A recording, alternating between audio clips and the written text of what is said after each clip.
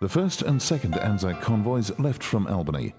These convoys consisted of troop ships from all over Australia as well as New Zealand and included the flagship of the China Station and a Japanese battlecruiser as part of the naval escort.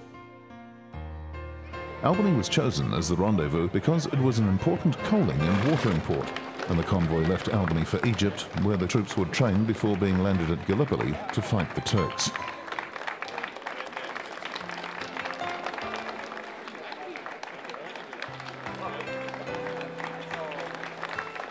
For the thousands of Australian soldiers who died at Gallipoli, this was their last chance to walk on Australian soil.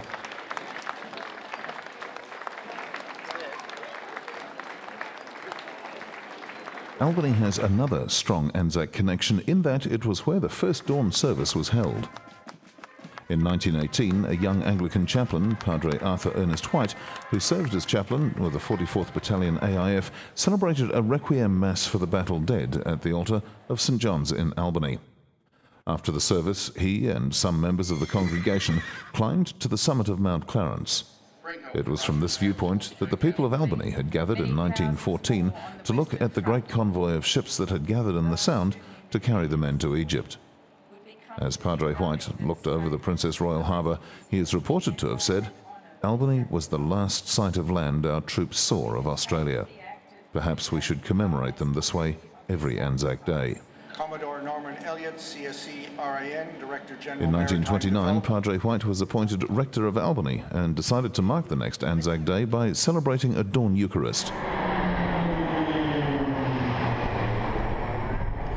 On April the 25th, 1930, some parishioners who attended the 6 a.m. service then accompanied their rector to the nearby war memorial, where he placed a wreath on behalf of the parish.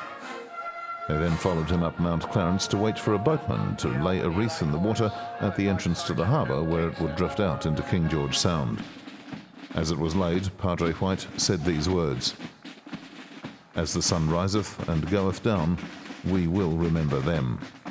When he entered the details in the church service register, he wrote, "First dawn service held in Australia." Albany has commemorated our Anzac links by naming the channel between King George Sound and Princess Royal Harbour Ataturk Channel.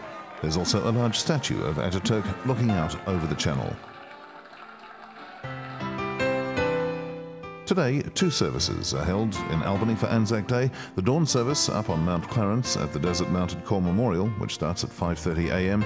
Then at 9, the street parade and 11 a.m. Anzac Day Memorial service are held at Albany's Anzac Peace Park on the foreshore.